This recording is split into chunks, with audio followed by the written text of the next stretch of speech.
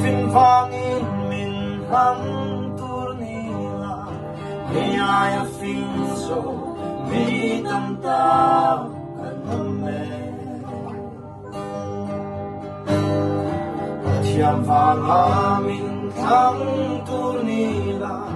Kaya tiam so mi tam ta kanongsi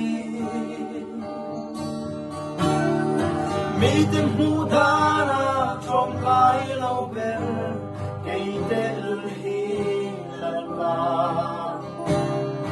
Nalusya kiti kanawa aliame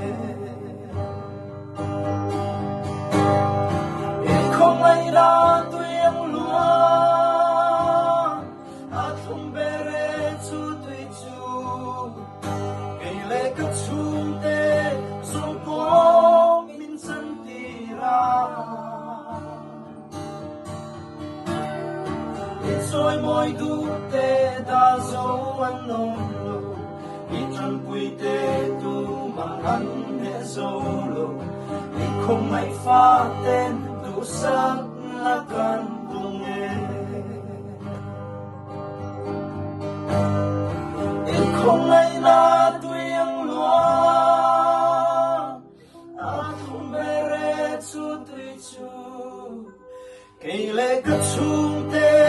Sungko minsan tira